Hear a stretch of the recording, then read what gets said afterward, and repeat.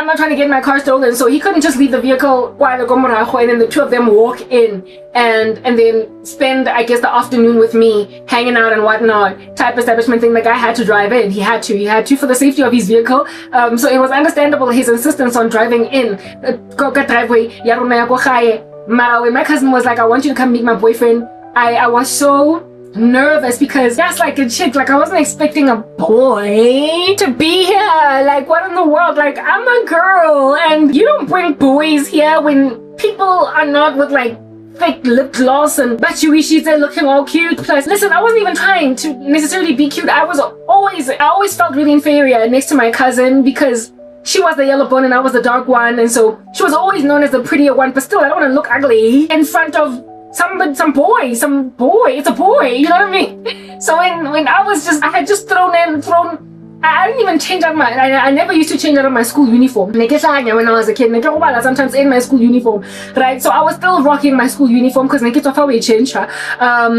I was like, my shirt was out. I was like, I tell you, I was disheveled naked. As usual. I was looking like 10 shades darker. Whatnot. Listen, and I think I had just eaten or I was in the middle of eating or whatever. Not the best time to be seeing no boys. Like, no, I don't want to see a boy. Hey, don't bring a boy to the yard. Like, I'm not prepared for a boy. And then my cousin walks up with a boy, and it wasn't even a boy really, it was more like a man. But anyway, whatever, we shall call him a boy for the sake of this discussion. And she was like, my boy is at the gate, and of course I'm not gonna be out here lip gloss or changing out of my school uniform for my cousin's boyfriend. I would look like I'm a homewrecker. I would look like I'm trying to take a man or whatever, right? Plus, at that stage, Naniki saw Jolie and I wasn't even trying to date. I made a decision when I was in grade 8 that I'm only going to start dating when I'm 16. So I was not even trying to find a boyfriend or whatever. But anyway, but still, I don't want somebody else's boyfriend be actually looking at me like, yo, I get talking. Anyway, whatever. So I leave the house like that. Get her his key here. I just open for my cousin. And then she's like, come all the way to the gate to open for my boyfriend. Chiki is out here also in school uniform, right? Yeah, now I peri jersey. Yeah, now I peri school tunic. Yeah, na ke motho wa hempe white. Yeah, na ke motho wa tie. Do you understand what I'm saying? And she's there at the gate at the door, come open for my boyfriend. So I don't even go inside to do anything or to regroup. I just go out to his Kia, clanking in my hands. Go ting, ting, ting, clink, clink, clink, clink. Type establishment thing. It's his Kia and it's actually clanking in my hands and I'm walking and I'm again.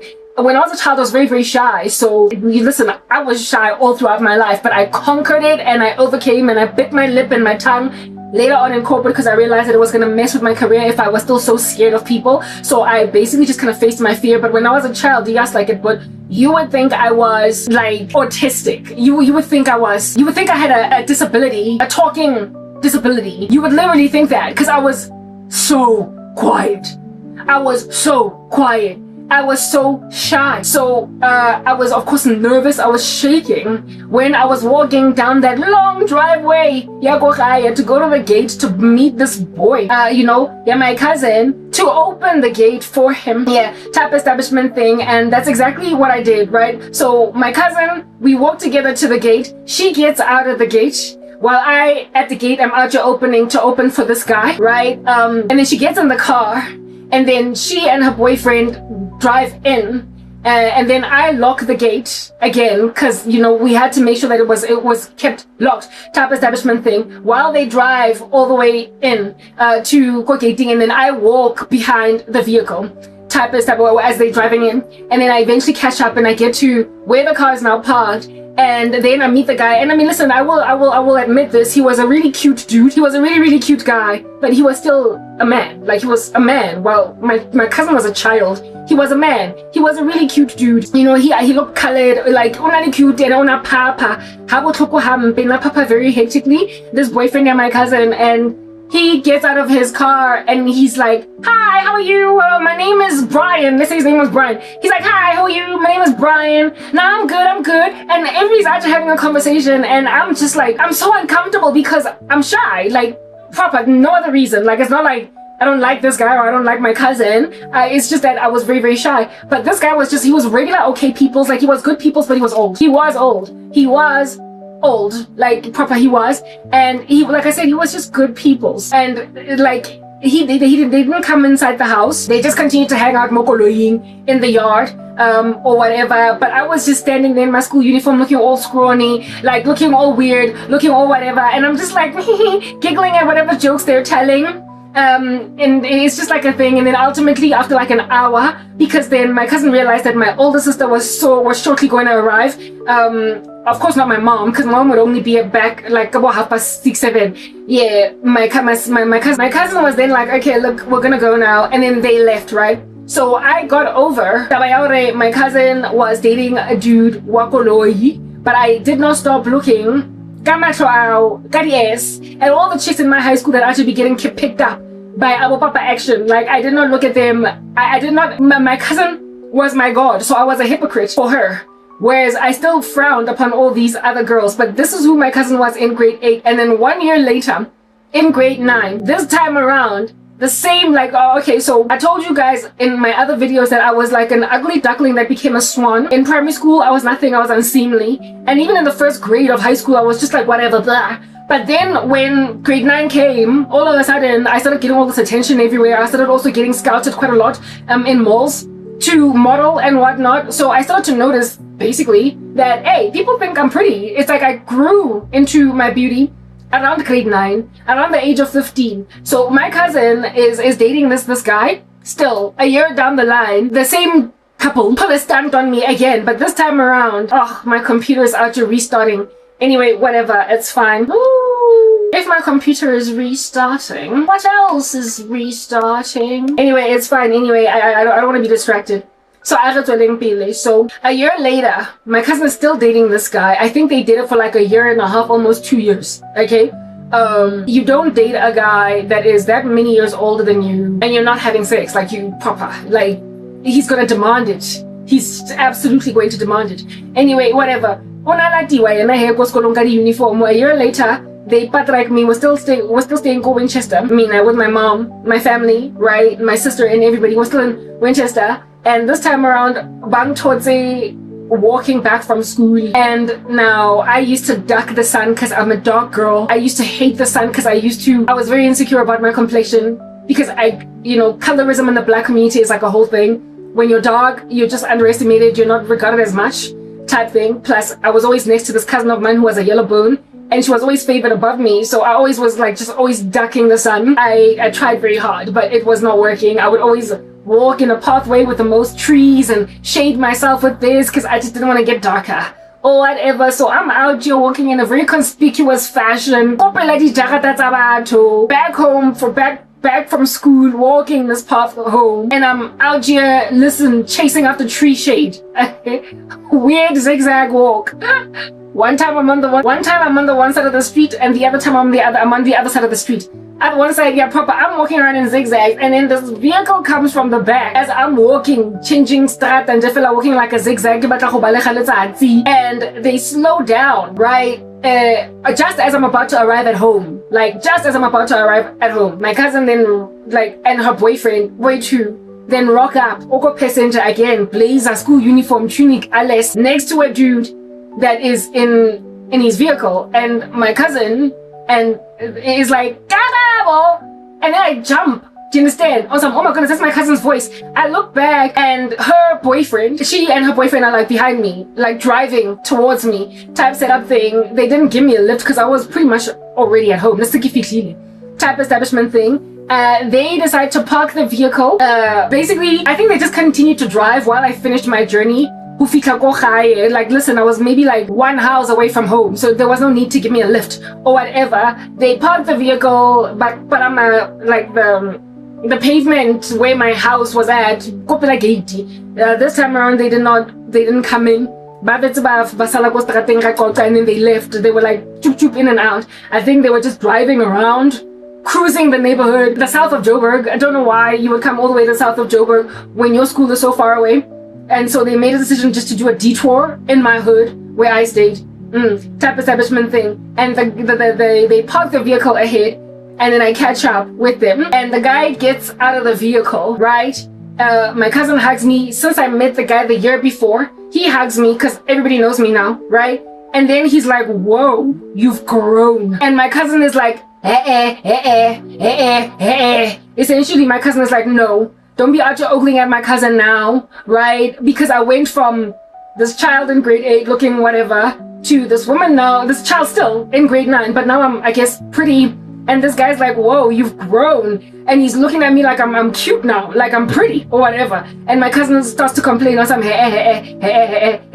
Long story short, well, when that whole event that happened over there, that's the kind of stuff that happens when you keep on hanging out with crazy people, right? When you allow yourself to continue to linger in the company of the loco upon the earth, right? When you keep on making like a 10 and hanging like a 10 with the incendiary of the planet. Last year, they might look at you like you ain't jack. Because a lot of times the not so crazy person belonging to a conglomerate of crazy people tends to be initially they tend to be nothing to write home about, and like there's nothing at all that we need to talk about over here. The person that is introduced into a space that don't make no kind of sense, when initially they introduced into a space that don't make no kind of sense, everybody in that space looks at them like, hi, what's up? That's it. And they just like glide right by you.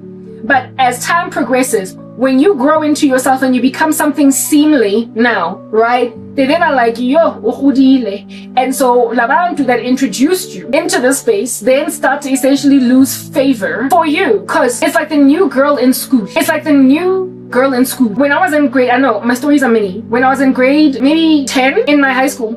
Okay, no, not grade 10. It was definitely before it was grade 9, maybe grade 9. When I was in grade 9, right? Okay, so in my class, grade 8 and grade 9 classes was the exact same kids, right? And when I was in grade 8 and grade 9, there was this colored girl in my class. Yo, that's like, that chick was beautiful. Okay, she was really pretty, right? And she was like the whole talk of the town when everybody was new in grade 8. And she was still the talk of the town now that we were now in grade 9. Barely anybody compared to this chick, like barely, okay? Even with new grade 8s flooding in, proper, like barely anybody compared to this beautiful chick, right? Okay, cool beans and bananas. And then somewhere in the middle of the grade 9 year, maybe like March or April, there then came another colored girl in the school in grade 9 in that weird time of the year, right? And she was in another class, not ours though. And she was beautiful, right? She was really, really pretty. Like, she just had this like curly hair and these green eyes and whatnot. She was really pretty, but I personally still thought that the girl that was in my class slayed everyone. Like, I still thought that the one in my class was the baddest, right? But this new chick that came into the school, what Juishangai is so much. This new chick that came into my school, because she was new, precisely because she was new, everybody was like, yo, there's this new girl in grade 9F. There's this new girl in grade 9, yo. And then, like, to a point where, like, this chick, she caused such a stir in the school when she was new that during class change one time, I remember everyone in my class, because she had caused a stir during class change, but their class was not changing. It was a double period for them. But with us, it was class change, so we were moving from one class to another class. So they were inside the class while we were changing classes. Papa, class another moyon. The whole school, of students, the class that she was in, the whole school of, I'm sorry, I'm distracted because I'm looking at whatever's going on over here.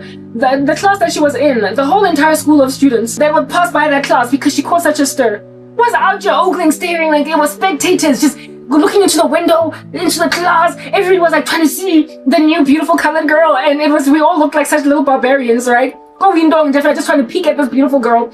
Type of establishment thing. She was like a paparazzi, like it was like we were all paparazzi, and she was like a celebrity in this class, right? And we were busy ogling to see inside the class the new girl, and I was of course among those that were ogling to see the new pretty girl because everybody was talking about this kind of chikomusha. So now me, out of curiosity, I went in and I ogled, and when then I went and I ogled, I still was like, yeah, she's pretty sure, but like she does not. She slays still. She still slays my friend, the one that's in her class still slays her. Like, I think she still slays her, but you see, that's the thing. She was new. The thing here was that she was new, and because she was new blood, she caused everybody to underestimate existing blood, if you know what I mean. She caused everybody else to underestimate the glory of the existing blood. She caused everybody else to underestimate the glory of the girl that held the crown, if you will, as the most beautiful girl in the school or whatever. I personally thought that our girl in our class was still beautiful, more even than the new chick. But by mere virtue of the new chick being new, people essentially vomited her. The Bible, it is written in God's word that, and that girl only lasted one day at school, by the way. She ended up leaving again. The Bible says that, and the colored girl in my class, when she saw her, when she saw her, she was like, she's got a big head. I remember thinking, she was like, she's got a big head. Come on, girl, you can't be the only beautiful girl in the school now. Relax. Anyway, whatever. So this chick that apparently had a big head, no, I didn't think she had a big head.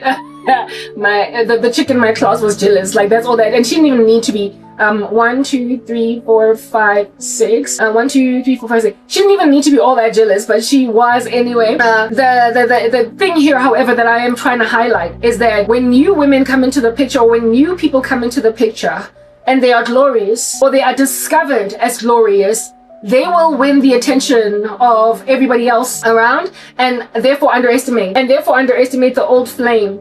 It is written in God's word that like death and Sheol, like death and Hades, the eye of man is never satisfied. Let us say that again. Like death and like Hades, the eye of man is never satisfied.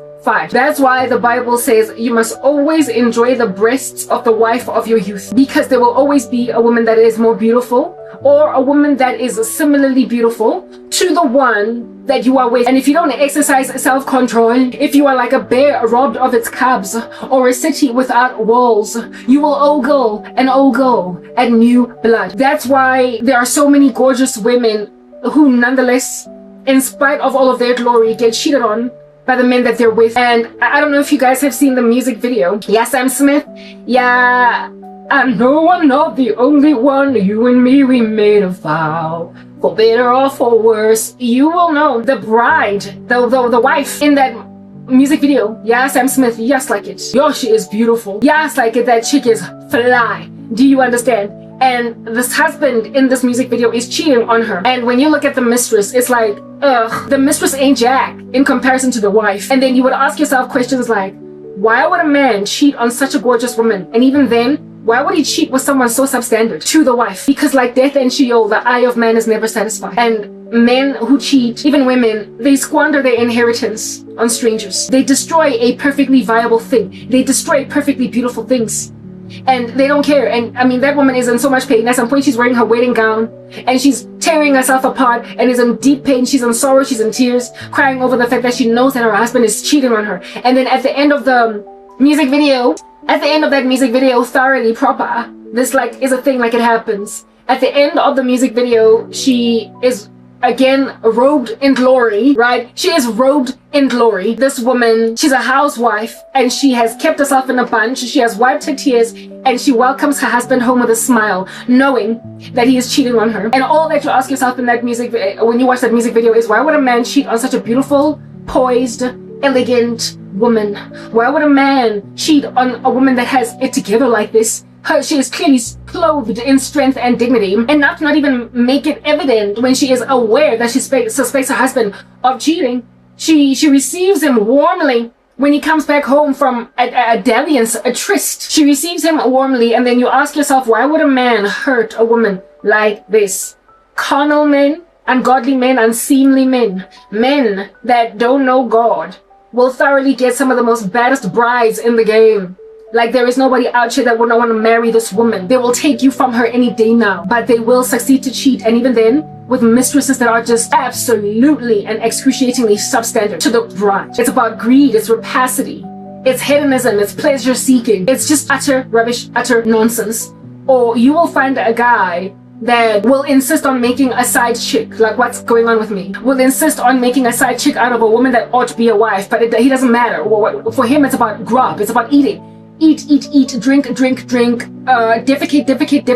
consume. It's about just satiating basic instincts. It's about satiating their needs for the day. Listen, they're not careful, not even in the slightest, to even regard the travesty that they're achieving in these streets, that they're trying to achieve in these streets. They're not even careful for the travesty, only considerate about their own bones and how they're going to feed them. And so, therefore, tarnish a perfectly marriable woman, mar her with the status of a side piece, second best, whatever. Perfectly marriable women. And it's running in this epidemic era of witchcraft that we're dwelling in 2025. You be out to getting women, they get fed all different kinds of drugs, made high on the hallucinogens of the occult, until they can't even see themselves having an affair with a guy that don't make no sense. He is absolutely and comprehensively substandard, and yet she is allowing herself to be a side chick. And some of them, the travesty is so voluminous that they become side pieces for, listen to this, life. They allow themselves to be these men's mistresses for life. It's ridiculous. Like, it is just such a weird little phenomenon to gaze at. These women who let themselves be side pieces for life when they are perfectly marriable, perfectly viable, and they bewitch women until they can't figure themselves out. They don't know whether they're coming and they don't know whether they're going. And then you find yourself, like I said, entirely reviled as a woman in society, looked at as a homewrecker, gazed upon as irresponsible and entirely inconsiderate of other women, precisely because you're the mistress or the side chick of a dude that has held you hostage, and you are so glorious, and precisely because of your glory, more so are people going to look at you frowning on some, so she thinks that she can just steal our husbands. This woman said no, and this woman was serious with her no, precisely because he's married. But this woman was then brought in anyway. She was brought in Gabuloi, she was brought in Gadikare, and there appears to be absolutely nothing that can be done now for her because she is thoroughly under a spell. And manje, when you're that high on the supply of occult magic, what else can you do? When you're that high on the supply of occult magic, so when there is no Holy Spirit, when there is no power in Christ, what can you do other than allow yourself to be reviled reputationally as a woman that is above reproach, that is largely above reproach, that is largely sober, you are largely sane, and yet a man will walk up and in his greed, like rubbing his hands together, already putting a napkin in his shirt, has thoroughly determined to make out of you a side chick, a mistress for life. I'm being pursued, followed around by men like this, and the disquieting thing is about to talk about Saidi, and right now I'm speaking about the women who helped them. So in reverting then back to the story, high school, when there was that new color chick, and everybody was made to underestimate the one in my class that was already quite, how is my device overheating? Come on. Listen, I think my phone was overheating because there were quite a few applications open, and I don't even know why there were so many apps open. I hope that's like proper. Like, I feel like I had closed all my apps, but it mustn't over, like proper. It's like it's like 14 minutes past midnight. It shouldn't overheat unless of course my phone is on its way out, and that would suck. But anyway, we'll just have to keep on monitoring it, and like just hope for the best. Anyway, yeah. There's an epidemic of witchcraft, and so they are to be using sorcery that way. So then in returning to the story of that chick from my high school, it doesn't matter what glory the present women have, or the present queen, or the present tiara holder has. Tomorrow, when somebody else who is fresh blood, that is also similarly glorious, rocks up, greedy men, greedy women, greedy people will literally try and grab the crown from the one head and put it on another, and claim that the new thing that's in the room is better than yesterday's stuff. Women, that's how you get duped and deceived into basically bashing heads, head-butting. That's how you get deceived into head-butting each other. That's how you get deceived into hating other women to a point where you will utterly and comprehensively be the bane of women's existence out of nothing but envy, because some dude actually treated you like trash because some new lady rocked up. Men are able to cheat on gorgeous women with side pieces that don't make no kind of sense, and so therefore cause a great deal of confusion in every woman in the room, in this ecosystem. They will cause the confusion in both the mistress right next to the wife. The wife will out here question herself and her glory and all that which she brings to the table, because you're cheating on me with that. And then the mistress will gaze at herself as something queenly and poised above a woman that is evidently just excellent above her. She will literally be cold, icy water on the head of a woman that is just too stunning to be cheated on. That's why you all need to give your lives to Jesus Christ, because then if you don't, you will end up head-butting as women, hating each other because of indiscretions committed against you from oneself, from within your own camp as women, and also the fact that you keep on getting exchanged by ungodly men who out here will underestimate your glory and your girth, your splendor, purely because he saw someone else. Be she glorious or not in comparison to you, you will nonetheless be given an insecurity, and a deep one at that, in the climate of a new lady that is out here being paraded as far better than you. And the sad and disquieting thing about this man that's out here singing praises to another woman that is new in the room, new in the atmosphere, is that it will cause you passive aggression against the woman that is being sung praises to without you realizing that the man in question singing these praises, Washanya, he is greedy. He's like death and Sheol. His eye is never satisfied. He is rapacious. And he is also, it is written in God's word, that like a city without walls, so too is a man without self-control. And so too, like a bear robbed of its cubs, so too is a man without self-control. This person is like a bear robbed of its cubs. He has no self-control. So therefore, anybody otang will be used.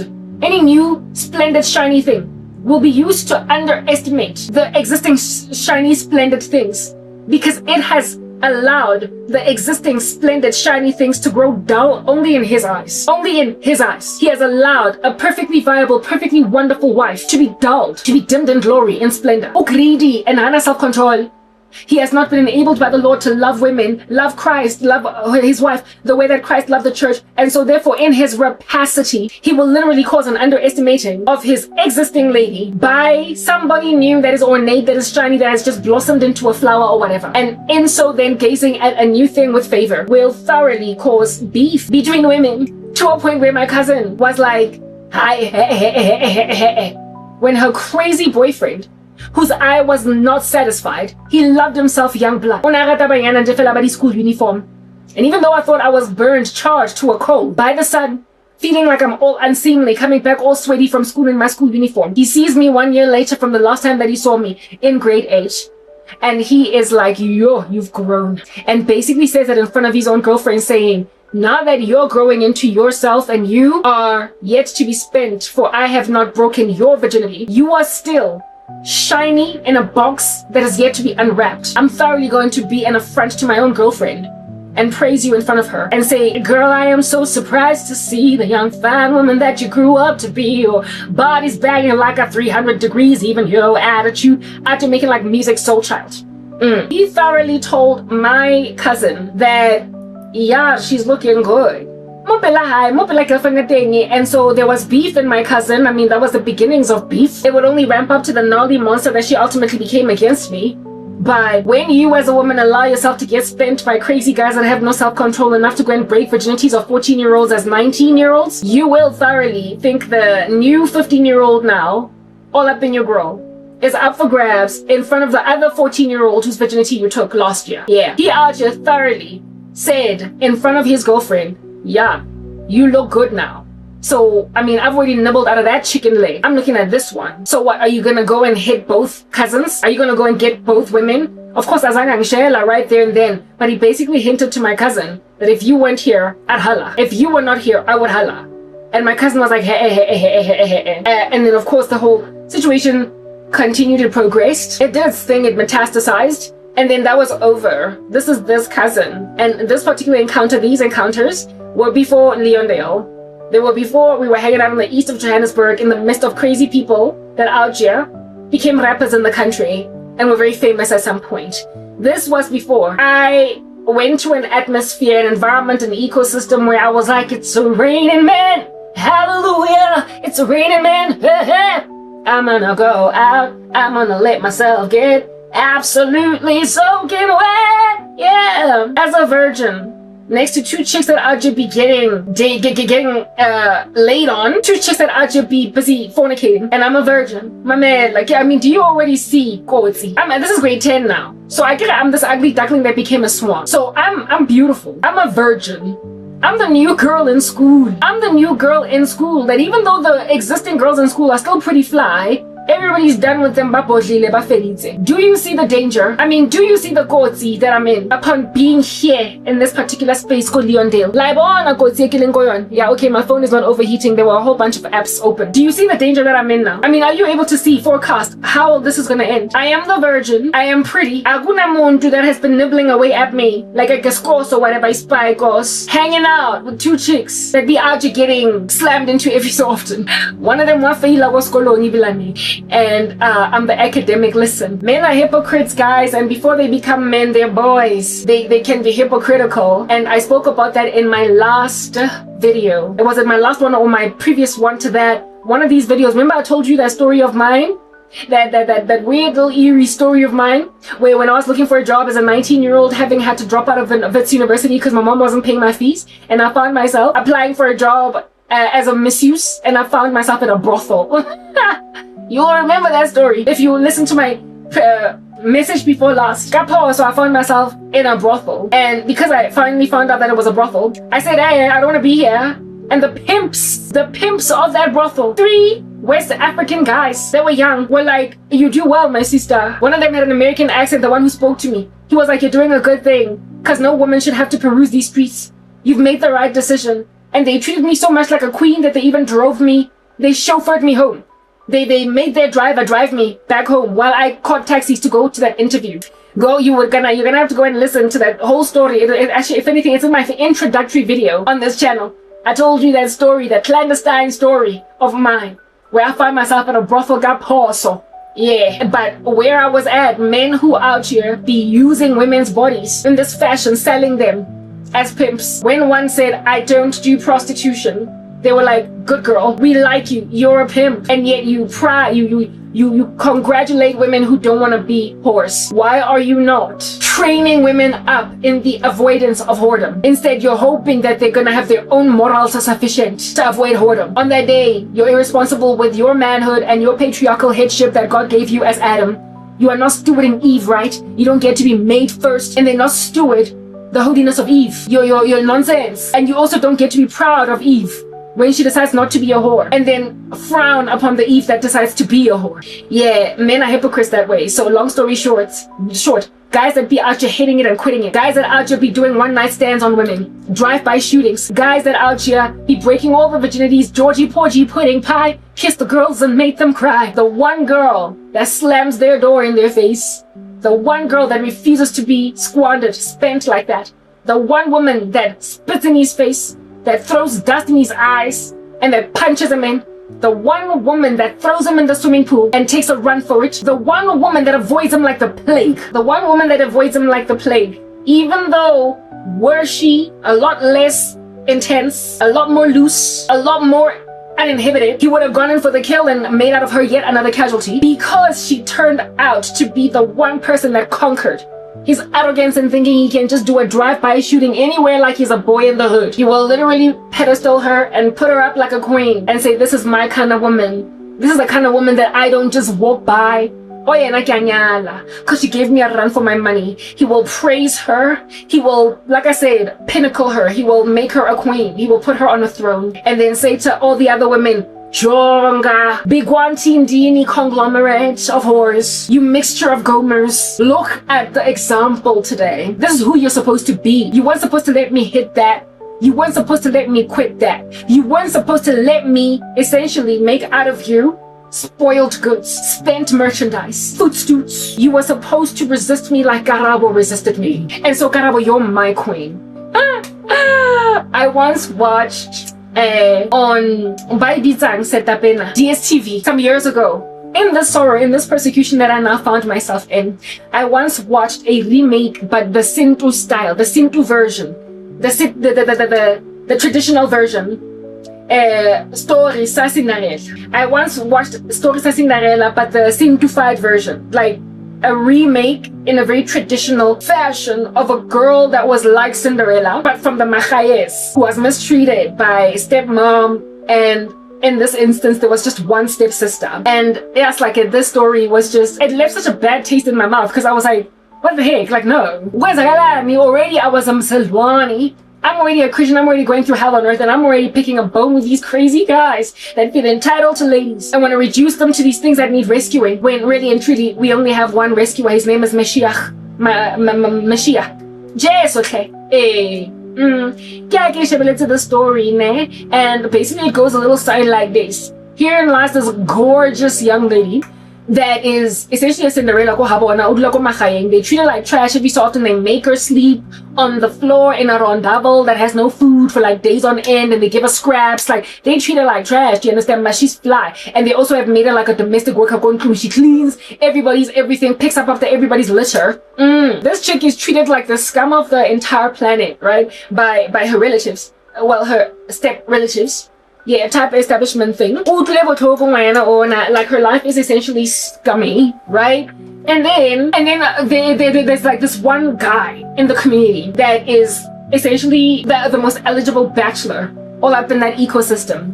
He is a guy osebenza eJozi Mabonenye, but every so often he comes to the Machayes to visit because that's where he grew up. So he has made it, he's very successful. And every so often he goes back home. And he's single, he's looking for a wife. And this guy, because he's looking for a wife, and it's in Totasendu, they do a reed dance there, and I have picked bones multiple times about this problem in African culture, where women's breasts are there for the consumption, feeding off men's lust, with women out here dancing in front of men, barely dressed, breasts hanging out, satiating a polygamist thirst and a hunger for sexual perversity. And yet it is heralded and praised as our culture. Abafazi pornographically prancing themselves nude in front of men so he can choose a bride. What the heck? It's objectification. I don't know why you don't walk away from ancestral worship, y'all. Because you are objectified in that religion. In the worst way. Why, Kwamele, before a man chooses you for a bride, why is modesty not important for him to see your virtue? Why rather must he see your boobs just stark staring? So much so is this exposure of women's breasts in traditional black culture a thing that it's not even considered nudity when covered on a television show, to a point where it'll catch you like crazy off guard. And also, it's so not regarded as nudity that when you go to like holiday resorts or whatever where they are showing black culture, women be out there walking around with their breasts all over, and it'll catch you like literally off guard as a holiday maker, thinking that you're just going to go and see black culture, and the next thing there's like these girls wearing these stompies with their buttocks sticking out and their breasts there, and kind of thing, you're there with a boyfriend, you're there with a husband, and he's like looking at these girls with all their pert breasts all up in everybody's grill, and this man is not supposed to be stumbled? Like, what man is not stumbled by boobs just staring at them? What man?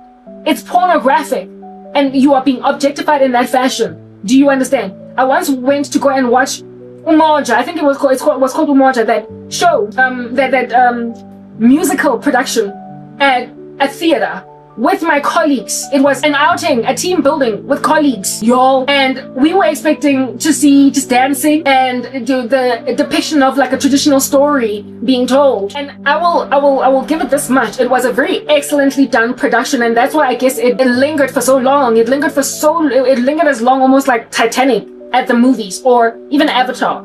It lingered for very long because it was a very excellent production. But I was caught off guard, and I was made very uncomfortable. Extremely uncomfortable, because I was there even with my colleagues. Do you understand? Yeah.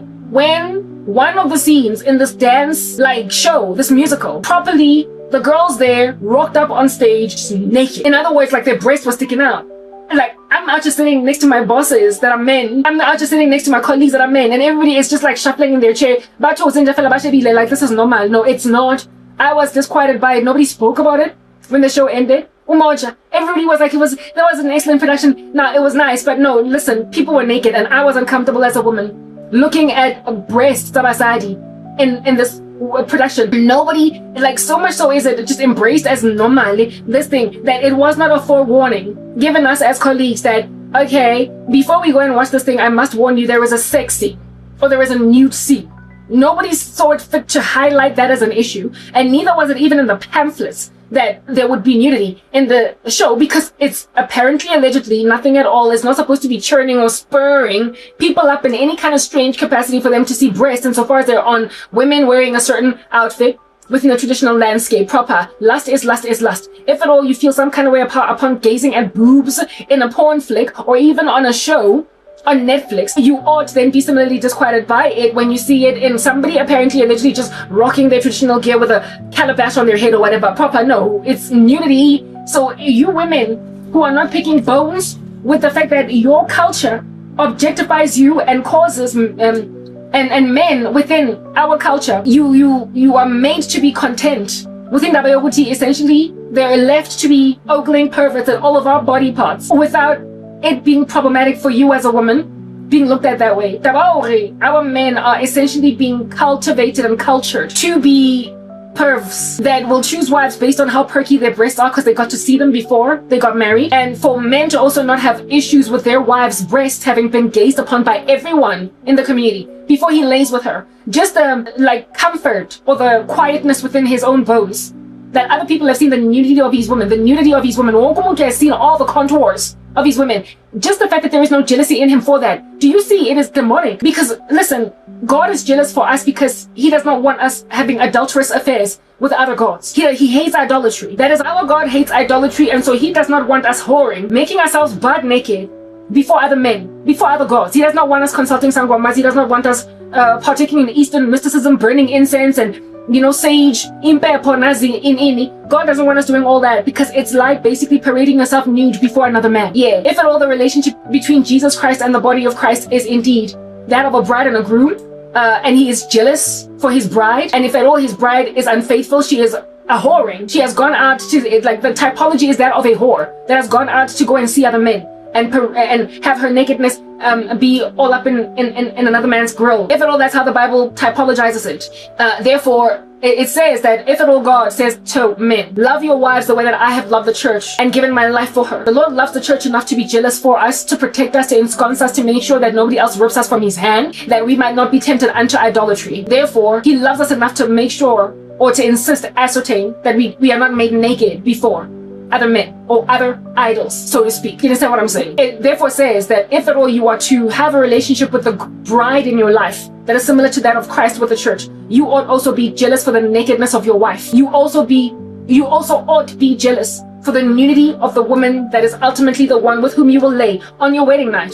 You ought to be jealous for her hips, her thighs. You ought to be jealous for her breasts. You ought to be jealous for her contours. That's how it should be. And so, do you not see the perversion of traditional black culture when women are made to prance themselves butt naked in front of men in order for them to choose those women as wives? Why do you think it's such an issue in the black community that we are so objectified, black women, that we are the ones with the wretched music videos and our booties all over the show, twerking it up and storm jiggling? Why is it that, well, yes, we get that there's a whole bunch of white women and Hispanics and all different kinds of other cultures that are adopting wretched black culture, but largely we are the ones objectified and also called like random whores and the B word and whatnot in rap music videos. We are objectified and our virtue is not protected, and our men don't insist upon our modesty enough for Sierra to actually be rocking up at like some event with her husband barely dressed and everybody be out there complaining. Why would you let your wife go out like that? It's a generational curse in black men because we are jiggling our naked bodies in a reed dance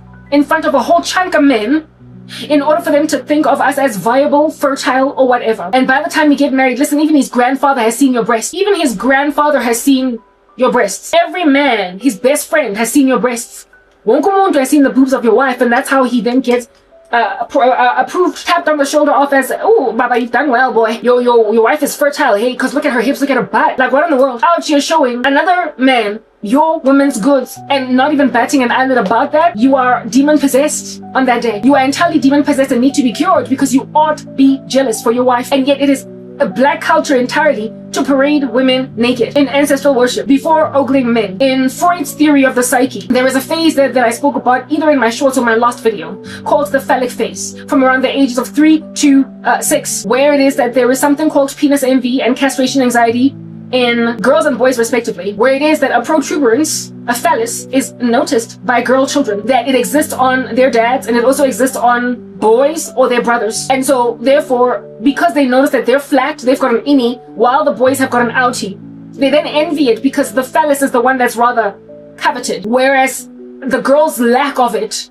that's actually how it is rather spoken of, that the girls have a lack of a phallus rather than they have a vagina. Instead of them having a vagina, they rather have a lack of a phallus because it's rather regarded as something that's missing instead of you having different body parts, and so it results in what we call penis envy, and that's what causes later on in life issues with androgyny, issues with theft of manhood, like feminism, like just wanting to usurp the power of men and whatnot, because you notice that you don't have it, and so you don't have it, so you compensate when you have got a fixation to penis envy when you have a fixation in that stage of childhood development, you then basically develop issues and develop with a very extreme case of feminism all up in your bones, where you are going to want to take on the power and the strength of men, so you will be very emasculating, very disrespectful, very etc. Yeah, because that's your way of coping with the fact that you lack a phallus type establishment thing. And then of course there is the issue with castration anxiety. Therein lies again the important thing here. The prize is the phallus. And so when then women emasculate you, you are suffocating under castration anxiety. You're scared that yours is going to get taken. So as a result of castration anxiety and penis envy respectively, it is therefore recommended that from the ages of 3 to 6, mothers start bathing their daughters and dads start bathing their sons. And so therefore mothers must divorce themselves from perpetually being being naked in the presence of their sons. And also fathers, you can't be naked anymore in the presence of your daughter from that age, from like 3 to 5, because there is a confusion pertaining body parts, right? There is a confusion, there is a recognition, a noticing by children of the different genitals of the different genders, to a point where they would have this issue within themselves, this conflict.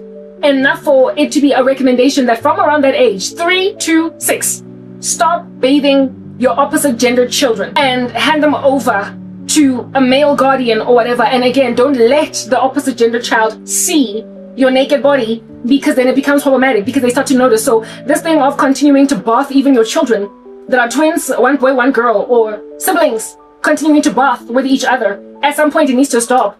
It needs to stop, right? And it is recommended that from the age of 3 to 6, that's when girls need to take, girls are not again anymore allowed to take a bath in the same bathtub with their brothers from that age, because they start to notice that, oh goodness, there's like a difference, right? And then they experiment. I'll show you mine, you'll show me yours. And in that video I was lamenting about the fact that around that very age of childhood development, because of sinful man and them ignoring the fact that righteousness is like a whole requirement from God, men are like, okay, listen, masturbation is okay, because that's where children start to out here touch their nether regions. They start to experiment with things like masturbation, and it needs to be trained out of them. For in the heart of a child dwells a great deal of folly, but the rod of discipline drives it away from the children, right?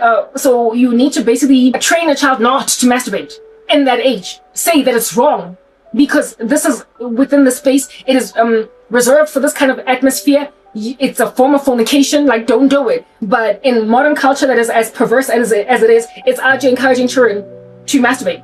See, that's not what I'm saying. Yeah, anyway, I highlighted that ever so briefly. You're gonna have to get the full brunt or extent of the explanation from my last video that I did, where I was speaking about castration anxiety and penis envy, and I was also speaking about how psychology can be used to explain many concepts biblically, because it's like half of the story, and then you must seal it, the rest of it, with the gospel to help explain the whole condition of the human race. Anyway, whatever, that's like a whole nother story for another day, right? Yeah, but I highlighted like that issue with castration anxiety and penis envy within that phallic stage of childhood development, to help you understand and develop then the taboo the taboo of young women of age 18, 19, 20 years old parading themselves naked in front of grown men. You are way past 3 to 6. You are way past the phallic stage of childhood development. You are no longer experimenting with your nether regions, masturbating where you don't even have sexual arousal within you. Because you see, at the ages of 3, from the age of 3 and to 6, you are yet to enter into puberty, into even prepubescence. You are yet to enter into that hormonal phase of a child's life where they start to feel sexual arousal, where they actually start to have wet dreams and feel some kind of way. That's why the teenage years are so dangerous, because that's when the hormones are out of whack, and that's when they can actually, that's when they start to experiment sexually with each other, because they have now the feelings that are attached to their genitals. Now they are there. Whereas as a child, there was an innocence about you, where even when you're saying at the age of 3, I'll show you mine, and when you show me yours, there is no actual sexual arousal, because that whole adolescence, puberty has yet to happen. And so nobody's going on their period, nobody's yet producing semen at that, able to, ejaculate. And so therefore it's just experimentation, because you are observing it on adults. You are seeing it on TV, which is why you need to be careful what your children watch. You're experimenting only based on observation, but not on actual feelings attached to your experimentation. But when you get a little bit older, you experiment based on your own arousal. So what the heck? You're now like, what, 23, you're 30, you're 45, and you are sitting at a reed dance, watching a bunch of naked chicks and expecting not to get aroused? You're naive. Like, it's literally entirely naive. You're past that point. You're past puberty. You're past adolescence. Way past it. And yet you think that you can be neutral upon gazing at women's nudity. You are irresponsible, therefore, then on that day, when you not only promulgate this thing, but approve it. Approve those who do this thing. You are entirely and comprehensively irresponsible because you are not gouging out your eye, you're not cutting off your hand, you are not exercising self-control over your passions. You don't have those passions at 3 to 6, so there are excuses as to why little children are out there experimenting with masturbation. It must be trained out of them. But when then you are 20, what the heck? On that day, you are way past the age of accountability. On that day, you know what you're doing, and so therefore you must burn for that lust. Nobody can put coals on their pants and expect not to burn. That's what it is written in God's word in the Proverbs. You have issue all over the streets, eh? So therefore, if at all Jesus Christ made men to be jealous for girlfriends, wives, and you are indeed jealous for your wives, aren't you? You don't want them cheating on you. And yet in black culture, even though you don't want your wife cheating on you, because that can cause murder, that can cause so much anger that you can literally cast away your bride, the way that Christ cast away in exile and in judgment Israel for going a whoring. If at all you can cast away your bride and maybe even kill the adulterer with whom she's having an affair out of jealous rage, why are you letting your women that you are choosing to be brides parade themselves in front of other men that could covet your wife's breasts?